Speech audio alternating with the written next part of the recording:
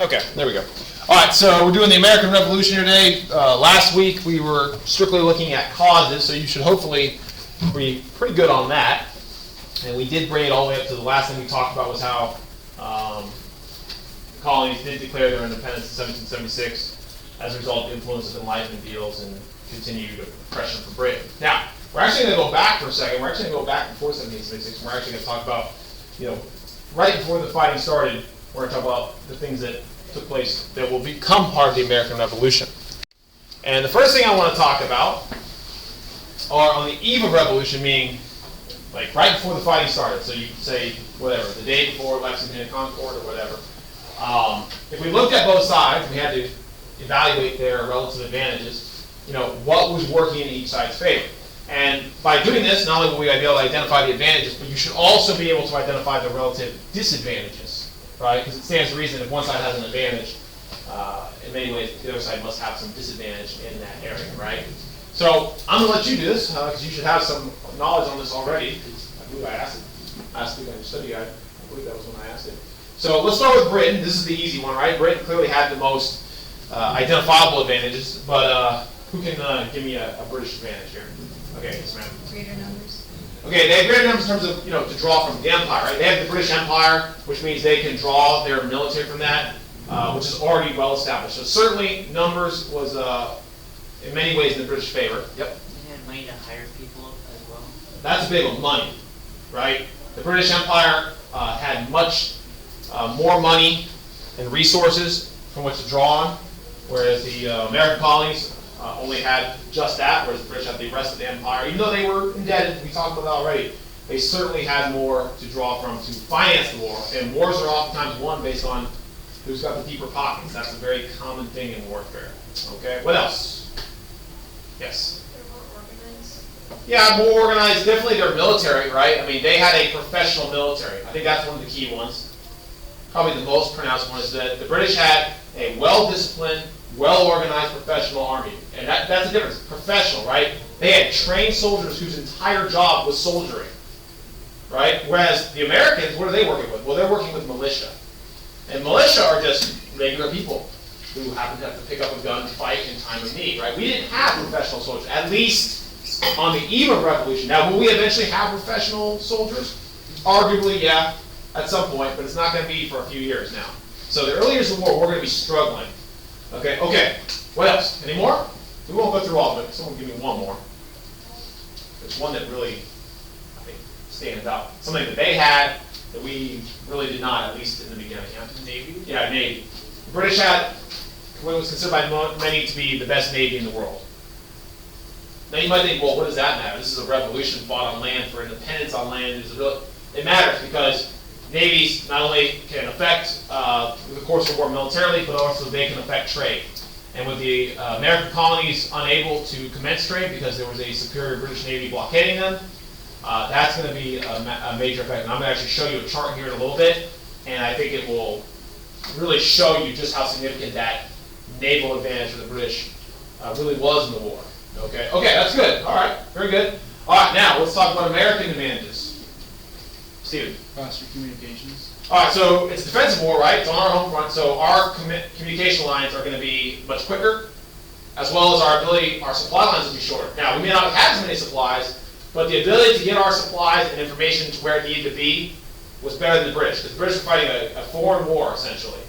Yeah, we were British soil, but I mean, we were fought across a long ocean, so the British soldiers that were coming over here were separated from their command structure in England. So that is a very important one. Yes?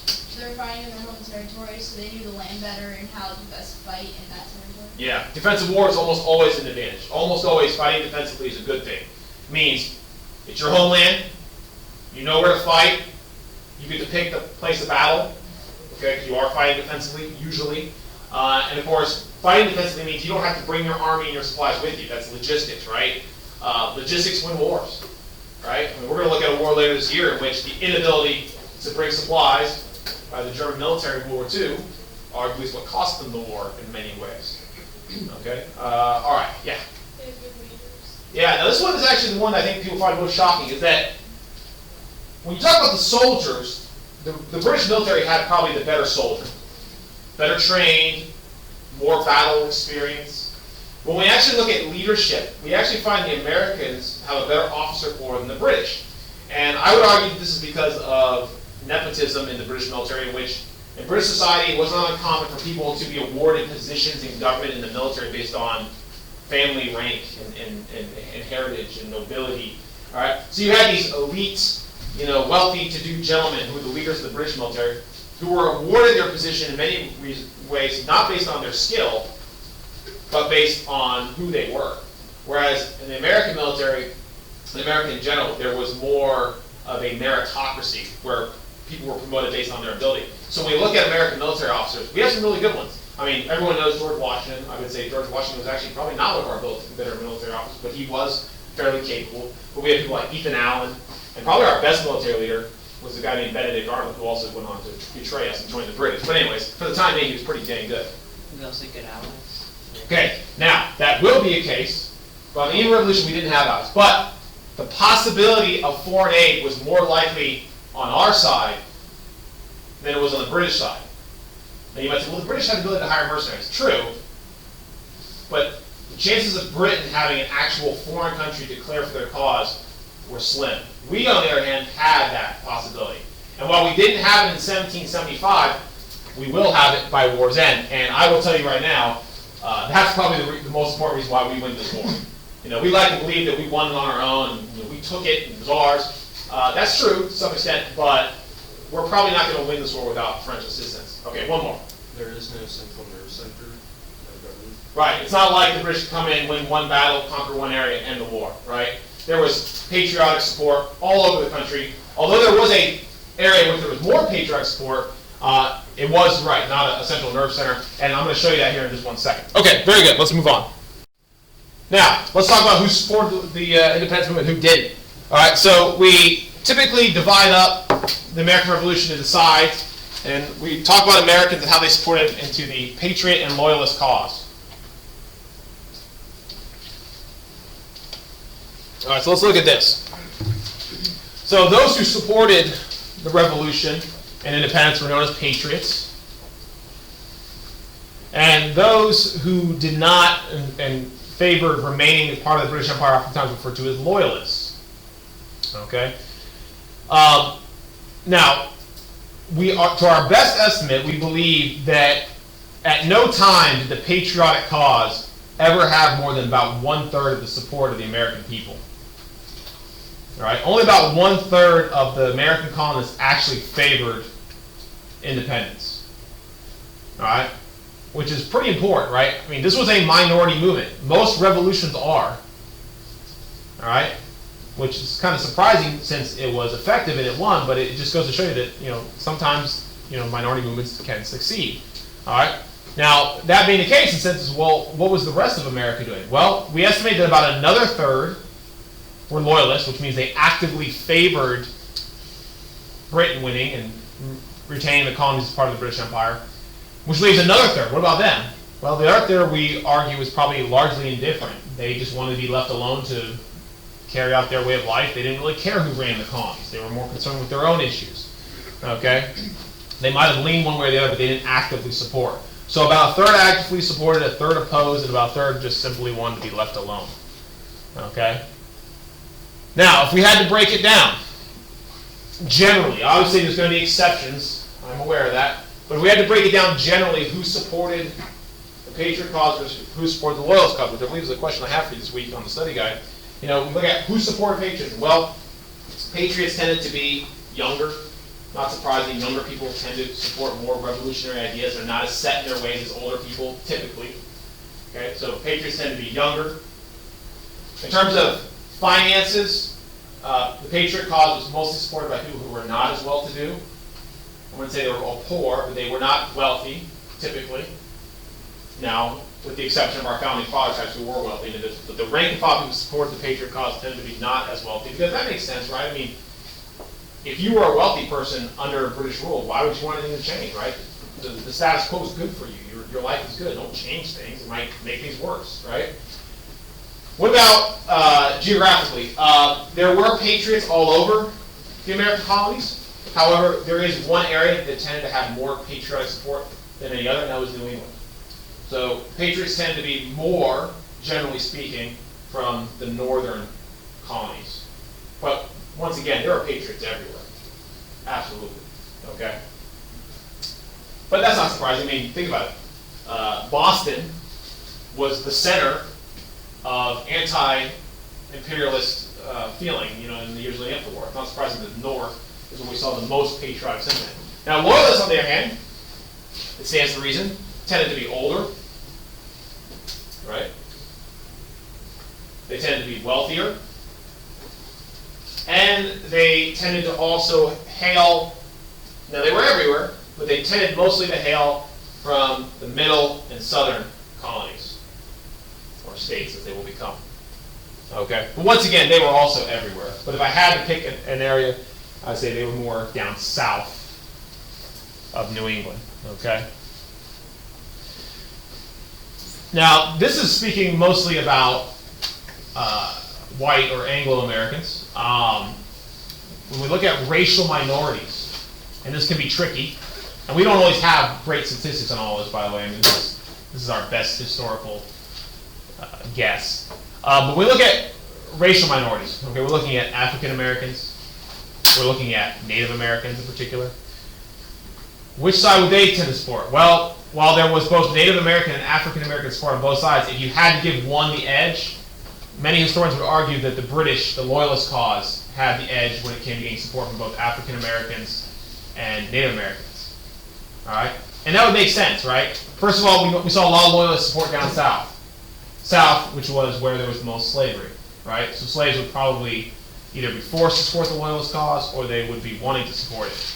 It's also true that the British also offered freedom to any blacks who supported the Loyalist cause at some point, which might also tip the scale in their favor.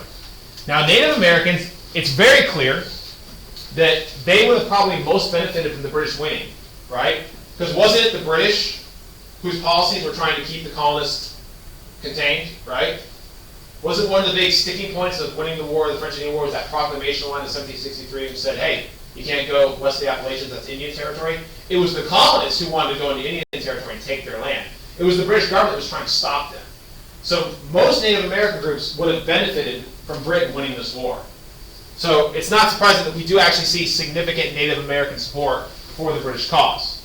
For example, one of the allies that your textbook identifies was the Mohawks and their chief Joseph Brant, okay, who supported the British cause. Now, the colonists did actually have some limited Native American support, but if we had to give one side kind of an edge, I would say you would have to give it to the British. But ultimately, it won't be enough to win the war, okay? And certainly, the American victory did not benefit Native Americans because it only meant more westward expansion into Native American territory. All right, and here's a map showing you the breakdown of support. Green on this map represents Patriot strongholds, and you can see those Patriot strongholds everywhere. But as I said before, New England was the most important. The purple is contested areas where there was battles between Patriots and Loyalists, and the red is the Loyalist strongholds. And you can see a lot of that's going to be down south. These are contested, these are strong Loyalist territories, as well as in the middle colonies. New York was a Loyalist stronghold. New Jersey was highly contested. Okay, so just something to consider. We already talked about that, but just so you can see it. All right, now talk about leadership. So when the Continental Congress met to discuss the growing conflict and leadership and who's going to lead the Continental Army, okay, they had to select someone to be in charge. And this was actually a very difficult decision because at this point, all the different colonies or states, whatever you want to call them, in the Continental Congress, they were all vying to kind of lead the movement because they knew leadership would only empower their respective colony or state. So selecting the leader of the army was an important both military matter, but it was also a political matter. Okay? Now the person ultimately selected for the job, I'm sure you're all aware, is George Washington. Here he was a military man, he had military experience. He was well known and respected throughout the colonies. People regarded him as one of the most respectable leaders. But ultimately, one of the main reasons why George Washington was selected wasn't because he was a more gifted commander or skilled tactician. It was simply because he was a safe pick. And the reason why George Washington was safe was not only was he well respected, but he was also a Virginian. And Virginia, being the largest and most populous colony in the entire 13 colonies and states, okay, by selecting a Virginian, it would all but ensure the support of Virginia in the independence movement. And they needed that to win the war. So selecting a Virginian and a well-respected Virginian like George Washington was a safe pick. And of course it did work out. You know, once again, we're going to win the war. I don't think it's single-handedly because of his military mind. He actually loses more battles than he wins. But he was effective enough to rally Americans behind the cause, which was more important than his, actual tactical skills as a commander. So George Washington is going to lead the military.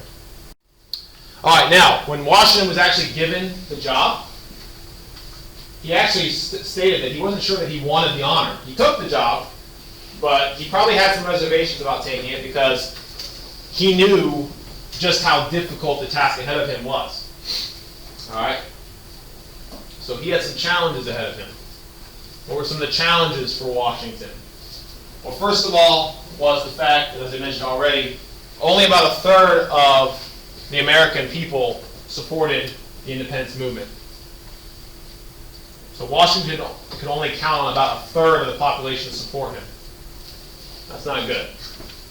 The other third were loyalists, and the final third were neutral. All right, you also had state and colony loyalties at play. Remember, we were not a unified country. Even after we declared independence, we were still not unified. States, as they became, which were previously colonies, okay, some were more committed to the war than others. Right? Some gave more in terms of men and money. So he had to constantly deal with the fact that states could withhold their support.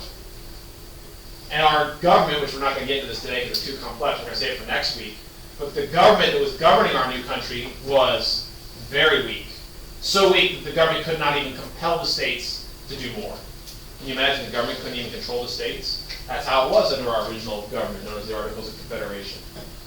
For example, here it is, right here. This is one of the weaknesses. I'm going to talk about this next week, so if you're confused on the political stuff, I'm going to get to it. But our new government couldn't even tax the states. That's crazy, right? The federal government could not force the states to pay taxes that could be then used to support the war effort. How can you fight a war if you cannot force the state to pay for the war? We had to basically rely on the states to make voluntary contributions, which meant some states, like Massachusetts, gave more than other states, like Georgia or South Carolina, which may not have given as much. Okay? And at any time, the soldiers in Washington's army, they would just come and go. Right?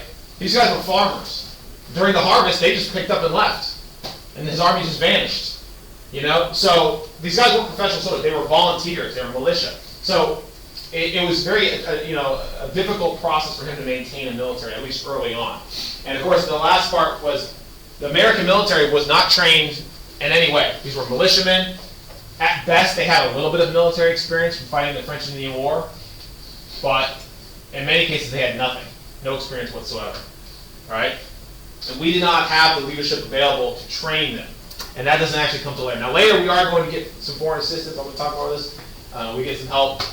Baron von Steuben, who's a Prussian, he's going to come in. We're going to get some help from France. But at the beginning of the war, we did not have really professional trained soldiers. We just had militia.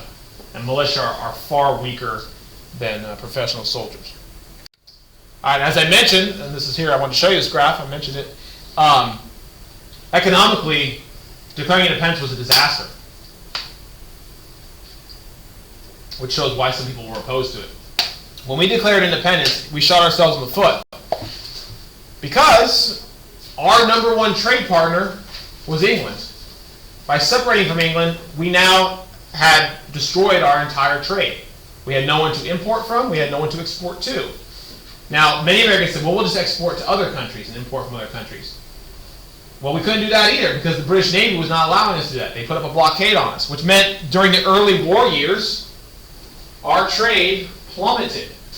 The only trade that was going on was illegal smuggling, essentially.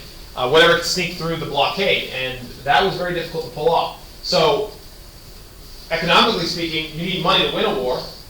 We were not getting the money or supplies necessary to win the war because our trade had come to a halt because of what had happened. Okay? And you can see it's not until well into the war that we're actually going to start seeing trade, at least imports, somewhat resume. But that's only because of foreign assistance.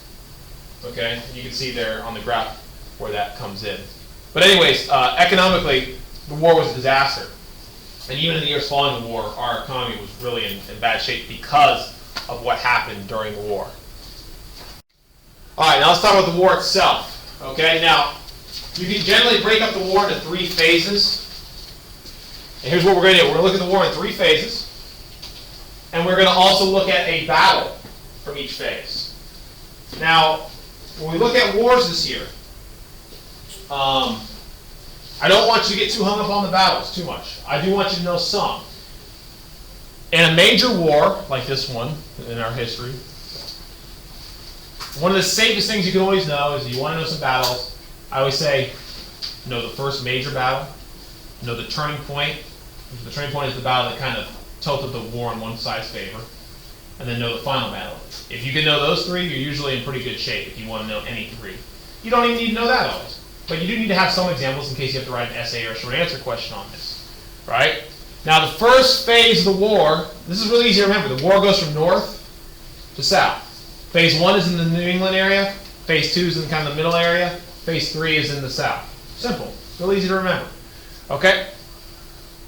Now the first phase of the war is going to be up in the north. Now the reason being is the British reasoned that New England was kind of the center of patriot activity, right? And the British believed at this point that this was not a real war. This was just a rebellion, right? It was a rebellion, not a revolution. Now, what's the difference, right? What's the difference between a rebellion and a revolution? Yeah? A revolution is if everyone is, or most people are fighting for it, or rebellion is just a few people making like a commotion that can be put down easier. Could be the size of it. A lot of people would consider it the size, how much support a rebellion is small. But one of the ways you can look at it is honestly is the outcome, success, right? If we lose this war, the people who support it will go down in history as rebels, right? Rebels are bad. Rebels, they're criminals, they're treason. We were traitors, right? We're traitors to the British Empire. And they would have been executed. But because we won, we can claim, oh no, it was a revolution, right? We didn't rebel, our ideas were revolutionary, right? So the British Empire is not approaching this as a revolution. They're saying, these guys are rebels, they're traitors, they need to be dealt with. And they thought it was going to be a much smaller scale thing. They thought it was isolated. So they said, if we can cut off the head of the snake, which is New England, if New England is the center of rebel or patriot activity, and we can cut the head off that snake, the rest of the snake will die. That's what they believe. Now they are underestimating how committed to this cause the Americans are. Okay? So the first phase of the war is going to take place largely in New England, but it actually goes as far north as Canada. Americans actually led military expeditions into Canada during the war. There was a hope amongst the Americans, I don't want to get too far in this, that Canada would actually join us as like our 14th colony, our 14th state. It doesn't work. Okay? Canada does remain loyalist. Okay? And our military expeditions there largely are unsuccessful. We did have some success. But anyways, the main area I want to focus in is right in here. Now you look right there, I got one of the battles. There's Lexington, there's Concord, and then there's this one right here, Bunker Hill. So Bunker Hill is going to be the first battle we're going to look at. There it is. Now, Bunker Hill took place fairly immediately after Lexington and Concord. Now, I would consider Bunker Hill the first battle of the war. All right. Now, that's not, an absolute fact because many would say, no, Lexington and Concord, that's the first battle of the war. I don't really think Lexington and Concord are battles, really. I mean, did we shoot at each other? Yeah. But did two armies meet with the express purpose of doing battle? Not really. So, to me, this is the first real true battle of war because this is when two armies, if you want to call them that, actually engaged. So after Lexington and Concord, the American militia began to gather and descend upon Boston to do battle with the British soldiers there. The British began to reinforce their position. All right. Now, I'm not going to spend a lot of time on this, but the American forces had dug in on a hill. It's called Breed's Hill right here, overlooking Boston Harbor. The British were located in Boston, where they had retreated to after Lexington and Concord. Now, in an effort to deal with the colonists and kind of put an end to the rebellion in the region, the British decided the best move was a show of force, to march against the Americans in force and basically eliminate them in a quick fashion. So the British, in June of 1775, they sent troops across the harbor by boat, landed on this island here, and they began to march up Breed's Hill to where the Americans were dug in on the top of the hill to remove them. Okay? And as the British marched up the hill, the Americans now began to fire into the British ranks. This is kind of the first battle of the war. Now, the Battle of Bunker Hill, as it's called, was a victory for the British. The British actually do take the hill. They force the Americans out. But it was a disastrous victory. Okay? Because the British have no respect for the Americans and their ability to fight, and they take them lightly, they just simply launch a frontal assault up the hill. Just march up the hill into the Americans who are waiting for them. And the Americans massacre them. Okay? Now, the British suffer over 40% casualties, which is a very high number. They win, but they take tremendous losses in doing it. And one of the only reasons why the British take the hill is because the Americans, they fire so many bullets into the British line, they kill so many British soldiers, they just run out of bullets. They run out of gunpowder. So eventually they were forced to withdraw because they did not have the supplies to keep fighting, which kind of shows you just one of the disadvantages the Americans worked with. They didn't have resources. So the British do win the Battle of Bunker Hill, as it's known, but this sent shockwaves throughout the British community because this was a wake-up call to the British. They're like, oh, okay, this is not an isolated small rebellion. This is war. I mean, this is going to be a serious war.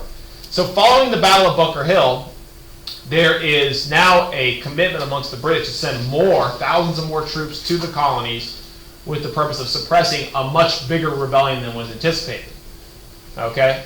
So this is the war really starts to ramp up. And I'd like to point out that this battle, by the way, is all taking place while we are still working towards maintaining our position as British citizens. This is June of 1775. We will not declare independence for over another year. So in the early year of fighting the war, the first year of the war, we were fighting still as British citizens. In a sense, it was a civil war at this point, right? Because we were British citizens fighting against other British citizens. Okay? Now let me talk about the name real quick, just a little piece of trivia. I mentioned that the colonists were dug in on Breed's Hill. This is Breed's Hill, where the fighting was taking place. However, the battle is referred to as the Battle of Bunker Hill, which sounds way cooler anyway. The reason why is because in the news, when they reported about this battle, the Americans, where the fighting took place, were mistakenly believed to have been fighting on a nearby hill called Bunker Hill, which is a way better name for a battle, right? So they actually called it the Battle of Bunker Hill, which was actually wrong, but the name stuck, so today we still call it the Battle of Bunker Hill, even though it should have been the Battle of Breed's Hill. But anyways, this is our first real significant battle of the war. Americans lose, but they do a lot of damage in the process. All right, now I'm fast forwarding. So now the war is underway. We've declared independence. Okay? And we now move into a second phase of the war. Now, I mentioned earlier the early phase of the war was fighting mostly up here in the New England territory. Now it's going to move into kind of the more middle colonies, or middle states, whatever you want to call them at this point. We claim your states, the British call them colonies, so you can use the terms interchangeably, I guess. All right. Now during this phase, the British hoped to exploit the fact that in the middle colonies there was some loyalist sentiment. For example, New Jersey and New York were loyalist strongholds, and they wanted to exploit that. They also wanted to march on the Continental Congress, which was operating out of Philadelphia at one point, and trying to capture the ringleaders, although they never did. Came close to it though. Okay, so we're going to see a lot of fighting now in the middle colonies. Okay, and there are some famous moments in history. I don't want to get too much into them, I'll show you a picture here in a minute of the crossing of the Delaware. But ultimately, we're going to be only looking at one battle that I want you to know. It's going to be the Battle of Saratoga, which I'm going to get to here in just 1 second. But the second phase goes further south down into the middle colonies. Okay, you can see here in 1776, fighting over New York led the city to burn. No one's really quite sure who set fire to the city. It was a loyalist stronghold, so there's a good chance that the Patriots set fire to it, but New York City did burn in 1776 during the fighting. We also get the famous crossing of the Delaware by Washington, if you've ever seen this painting. This painting commemorates a very famous moment in 1776 in which the American Army, at Christmas time, crossed the Delaware to surprise attack a British mercenary force at Trenton, New Jersey. They had basically these mercenaries, foreign fighters they had hired, and we managed to take them by surprise and win probably one of the only significant victories of this part of the war. We didn't have a whole lot of victories early on. And of course, the bold move by Washington is kind of famous in American history. But in terms of significance, it pales compared to other major battles. Now, by far the most important event during this phase of the war, and I would argue this is the single most important event of the entire war. Now, that's my opinion. You don't have to agree. I'll tell you why in a minute. But this, to me, is the battle to know, right? If I had to know any one battle, I know this one. Battle of Saratoga. Okay? All right, so why? Okay, so Saratoga was a very important battle. Now, I'm not going to get into the details of the battle itself, but at Saratoga, the American forces managed to engage the British forces on the open battlefield. We fought them at their own game, and we managed to win. It wasn't our first victory, but it's one of the most significant. The fact that we had fought the British in the open battlefield and defeated them was a huge boost to the Patriot movement. Okay? Now, why is it significant? Was it just significant because it was a major victory? Yes. But it's most significant because of things that were happening elsewhere. At this point, we have been working with other countries, trying to get other countries to support us. Okay, we had foreign ambassadors at work in Europe trying to get recognition, financing, and even military support for our cause. But no European country was willing to even touch us because we were not a safe bet. Up until this point, we had not proven that we could win the war. In fact, we proved just the opposite. We were losing more battles than we were winning. And no country wants to back a loser. However, after the Battle of Saratoga, winning a major battle on the open battlefield versus the British gave us now kind of some credibility.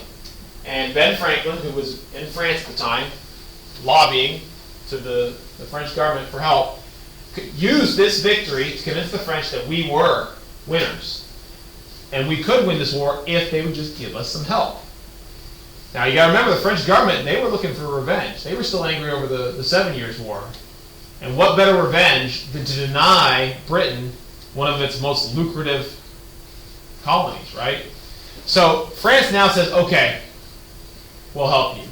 So the Battle of Saratoga is kind of the turning point of the war because it's what convinced the French to now join the fight. And while I can't say this for sure, it's highly unlikely we would have been able to win this war ultimately without some kind of French assistance. The French gave us money, they gave us troops, they gave us training, and most importantly, they gave us a navy. With all of those things, we now had a fighting chance against the British. So this is that moment. Okay, and it's going to have long-reaching effects. The Franco-American alliance will have an impact through the next 2 decades of American policy. And for the French, our success in the American Revolution will ultimately lead to them having their own revolution. Which kind of backfired if you think about it, right? The French king and queen basically said, we'll help you. And then they inspired the French Revolution, which ultimately led them to getting their heads chopped off. So in hindsight, if they could have known that at the time, they probably would have not helped us. But obviously, they did not foresee what was going to come down the road. All right, so now we got the French, and now we get some training as well. Okay, so famously, the winter of 1777 to 1778, where Washington wintered his army at Valley Forge, is where we started to see now the American army come together. Okay, and it came together as a result of foreign assistance. We now got professional training from Europe. Okay, some of the key names, Marquis de Lafayette, who was a French, young French officer who came over and helped us, mostly with his money more than anything. But the guy who was oftentimes credited as responsible for turning our military into an actual trained professional fighting force was the Prussian drill master Baron von Steuben, who came over, and he's the one who actually trained our guys how to fight in kind of the modern European style. Okay, so this is kind of the moment in which our military really, became a really professional fighting force, or so it is argued. Okay, so that, along with the actual foreign assistance money and manpower, that the manpower is coming in, is going to turn the tide of the war. Okay, which leads us into the final phase of the war. The final phase of the war is called the Southern Campaign. Okay, and as I said, the final phase of the war moves down south. Now, why did the British think this would be a good idea? Well, down south, once again, they thought they could rely on the support of loyalists there, which were numerous. But they also wanted to deny the Americans access to the valuable resources in the south, their crops.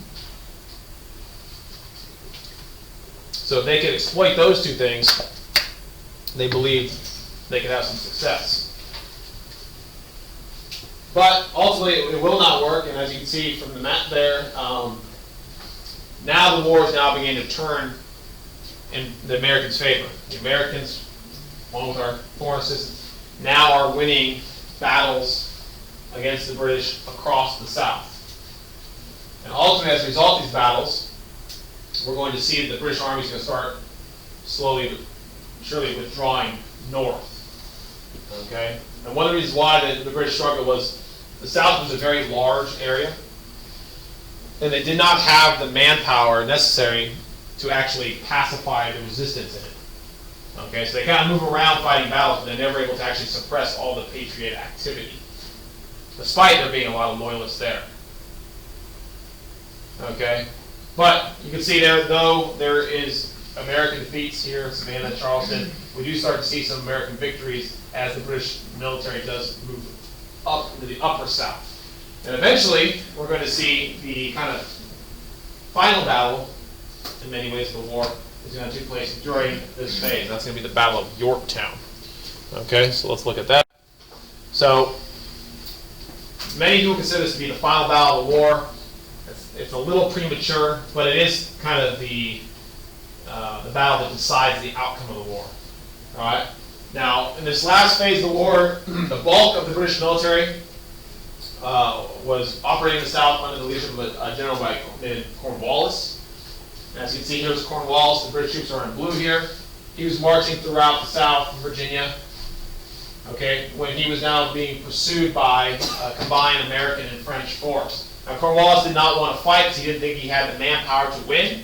So Cornwallis now began to withdraw towards the coast. The hope was that the British would be able to connect with the British Navy, okay, which were in the Chesapeake, and that they could join forces and now either withdraw or fight the Americans. However, the French Navy managed to come in and basically deny the British any chance of escape, which now Cornwallis was back against the wall of the sea here. He now had to fight. So Cornwallis was cornered on this peninsula, and he had to turn and fight the combined American and French forces. And at the battle that ensued, which is the Battle of Yorktown, Cornwallis and the largest contingent of British forces on the continent were defeated. All right, so see there, the British Cornwallis had to surrender. And when news of this reached Britain, many officials there believed this was now the end of the war. All right, because following this, they knew that their chance of success and the American colonies were slim. All right, now, it does not officially bring the war to an end. It's not like the battle's fought and the war comes to an end. That's very rarely how wars ever end. In fact, wars we know never end officially until there's a peace treaty, right? So there will be some still tensions and sporadic fighting. Don't think that this is just the immediate halt of hostilities. But this is the last really big, significant battle of the war, right? So, following Cornwallis' surrender at Yorktown, officially the war goes on for a few more years, but it will eventually come to an end in 83. Okay, we'll look at that here in a second. Now, why is it that Britain did lose? As you can see there, inability to destroy Washington's army. You know, Washington never stood and fought when he knew he would lose. He was constantly on the move. giving up ground if he had to, but only engaging when he had to. So he's kind of playing a game of, cat and mouse with the British. The war ultimately was very unpopular in England. As the war dragged on, many people in England were opposed to it. The rival political faction there that was opposed to the war managed to gain victories because of the unpopularity of the war. So there was pressure on the British government to bring the war to an end. It was expensive. It was in many ways unnecessary. And, think about it. Many British were upset. They didn't want the British army away from home killing other British citizens. They said, you know what, if these people want to go, let them go. Is it really worth fighting for? So that put a lot of pressure on Britain to end the war. The Franco-American alliance, which is probably the single most important reason, the fact that we had French assistance.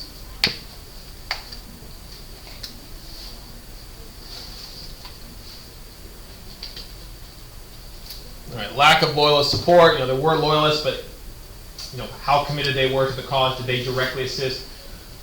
Britain probably overestimated how committed loyalists were to defending the empire. And the inability to supply the British army. Britain was fighting away from home across a big ocean. Their communication lines, the supply lines were long. They were out of touch. And they had to bring their men and supplies with them for the most part. So that made the war also logistically very difficult. That's always a huge disadvantage in a war. That's why fighting a defensive war is typically in your favor. You do not have long supply and communication lines. Everything you need is at your back. So even if you do retreat, you're falling back on your own resources. Whereas if you advance, you have to find a way to bring those resources to the front. Okay, so keep that in mind. That's going to play an important role in a lot of wars. All right, any questions on that? Okay. All right, last but not least, how does the war end? Wars do not end unless there is a peace treaty. Official wars, that is. This was an official war. So the peace treaty that ends the American Revolution, the Revolutionary War, whatever you want to call it, is the Treaty of Paris of 1783. Where we talked about how there's more than one Treaty of Paris. All right, so this is the Treaty of Paris of 1783. What was the previous one?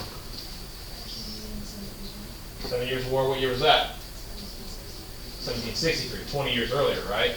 So 20 years after the French and Indian War, which we argued was one of the primary causes of this revolution, we get this one. The British probably did not see that coming. Now, what do you need to know? There's a lot of stuff that happens. There's details of the treaty about what happens to the loyalists and whether they'll be treated all right. And we make promises which don't get kept. We treat them pretty bad, actually. But the main thing that you need to know, you can read about that, but the main thing, obviously, about the treaty was Britain was forced to finally recognize American independence. They recognized us as being a fully independent and separate country with all the diplomatic rights there, and we were rewarded. Okay, so now any future dealings with us in Britain are going to be done, as us being a foreign country. And there's still going to be some tensions, but the feeling amongst many Americans was, look, let's call it an end to this. We're still friends. We were former countrymen. We don't want any. We're fighting, although we will be at war again in the near future. Huh? Yeah, 1812. We're going to do this all over again, over a lot of the same stuff. And nothing's going to be really settled as a result of that either. But anyways, this is it. Okay, Treaty of Paris. We are now fully independent. Now, that's in the world's eyes. That's in Britain's eyes. Remember, we had ourselves. We recognized our independence as being a separate, fully independent country in 1776.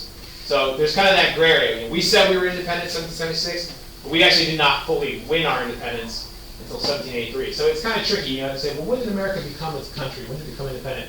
It's kind of questionable how you want to look at it. Is it when we declared independence, or is it when we actually forced the world to recognize our independence? It's up to you how to decide.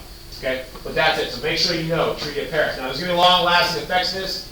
The Franco-American alliance is still going to go on. There's going to be questions about what does that mean for us. We have to support France in all things. That's going to lead to all kinds of tensions. And of course, the next thing we're going to see next week is, well, what now?